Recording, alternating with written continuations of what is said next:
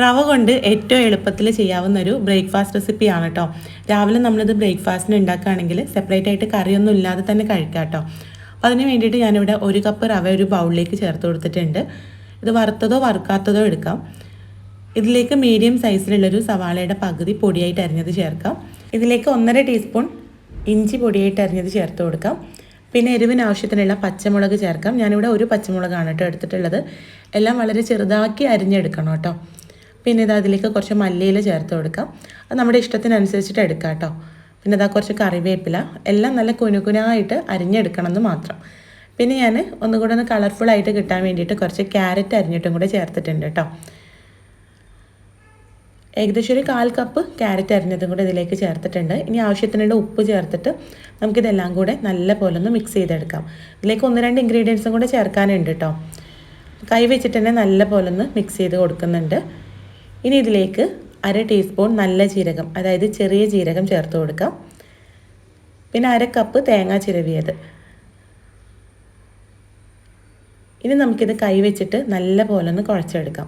ആ തേങ്ങയൊക്കെ റവയിൽ നല്ല പോലെ മിക്സായിട്ട് കിട്ടുന്ന രീതിയിൽ കുഴച്ചെടുക്കണം കേട്ടോ. അതുകൊണ്ടാണ് നമ്മൾ കൈ വെച്ചിട്ട് തന്നെ മിക്സ് ചെയ്തെടുക്കുന്നത്. ഇനി ഇതിലേക്ക് കുറേശ്ശെ വെള്ളം ഒഴിച്ചിട്ട് നമുക്കിതൊന്ന് കുഴച്ചെടുക്കണം. ഞാനിവിടെ ഒരു 3/4 ഗ്ലാസ് വെള്ളം ഇതിലേക്ക് ഒഴിച്ചു കൊടുക്കുന്നുണ്ട് കേട്ടോ. കുറേശ്ശെയായിട്ട് ചേർത്ത് കൊടുക്കാം കേട്ടോ. ഞാനിവിടെ ഒരു 3/4 ഗ്ലാസ് വെള്ളം ഇതിലേക്ക് ചേർത്തിട്ട് നല്ല പോലെ ഒന്ന് മിക്സ് ചെയ്തിട്ട് ഇനി ഇതൊരു 10 മിനിറ്റ് മൂടി വെച്ച് കൊടുക്കുകയാണ്. നമുക്കറിയാലോ, ഇനി കുറച്ച് സമയം റെസ്റ്റ് ചെയ്യുമ്പോൾ ഈ റവയ്ക്ക് ഒന്നുകൂടെ കുതിർന്നിട്ട് അതിലുള്ള വെള്ളമൊക്കെ ഒന്നുകൂടെ വറ്റി റവ ഒന്ന് സോഫ്റ്റായിട്ട് വരും. ഇതാ 10 മിനിറ്റ് റെസ്റ്റ് ചെയ്യാൻ വെച്ചിട്ട് ഞാനിത് എടുത്തിട്ടുണ്ട്. ഇനി കൈ വെച്ചിട്ട് നല്ല പോലെ ഒന്ന് കുഴച്ചെടുത്തിട്ട് നമുക്കൊരു വാഴയിലയിൽ വെച്ചിട്ട് ഇതൊന്ന് പരത്തിയെടുക്കാം. കണ്ട ഇതുപോലെയാണ് കേട്ടോ ഇതിൻ്റെ പാകം വേണ്ടത്. അപ്പം അതിനനുസരിച്ചിട്ട് വേണം വെള്ളം ചേർക്കാൻ. ഒരു വാഴയിലയിൽ കുറച്ച് എണ്ണ പുരട്ടി എടുത്തിട്ടുണ്ട്. അതിൽ വെച്ചിട്ട് നമുക്കിത് ഒന്ന് പരത്തിയെടുക്കാം. കുറച്ച് കട്ടിയിലാണ് കേട്ടോ ഇത് പരത്തുന്നത്. അപ്പം അതിനനുസരിച്ചിട്ടുള്ള മാവ് എടുത്തിട്ട് പരത്തിയെടുക്കാം. നമ്മൾ അരിപ്പൊടി കൊണ്ടും ഗോതമ്പ് പൊടി കൊണ്ടൊക്കെ അട ഉണ്ടാക്കാറുണ്ടല്ലോ, അതുപോലെയാണ് കേട്ടോ ഇത് ചെയ്യുന്നത്. റവ കൊണ്ട് നിങ്ങൾ ഉണ്ടാക്കാറുണ്ടോ എന്നറിയില്ല, ഞാൻ ഉണ്ടാക്കാറില്ല. പക്ഷേ എൻ്റെ ഒരു നൈബർ പറഞ്ഞ റെസിപ്പിയാണ് കേട്ടോ ഇത്. ട്രൈ ചെയ്ത് നോക്കിയപ്പോൾ നല്ല ടേസ്റ്റ് ഉണ്ടായിരുന്നു. നിങ്ങൾ ചെയ്യാറുണ്ടെങ്കിൽ താഴെ ഒന്ന് കമൻറ്റ് ഇടണം കേട്ടോ. പിന്നെ ഇതൊരു ദോശച്ചട്ടി ചൂടാക്കാൻ വേണ്ടി വെച്ചിട്ടുണ്ട്. അതിലേക്ക് കുറച്ച് നെയ്യ് ഒഴിച്ചു കൊടുക്കാം. വെളിച്ചെണ്ണോ നെയ്യോ എടുക്കാം. നെയ്യാകുമ്പോൾ നല്ലൊരു ഫ്ലേവറാണല്ലോ. നിങ്ങളുടെ ഇഷ്ടത്തിനനുസരിച്ചിട്ട് എന്താണെന്ന് വെച്ചാൽ എടുക്കാം കേട്ടോ.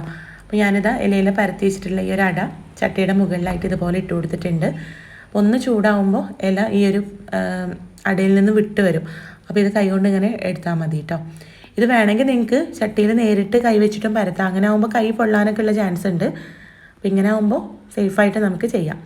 ഇനി ഇതിൻ്റെ മുകളിലായിട്ടും കുറച്ച് നെയ്യ് ആക്കി കൊടുക്കുന്നുണ്ട് കേട്ടോ.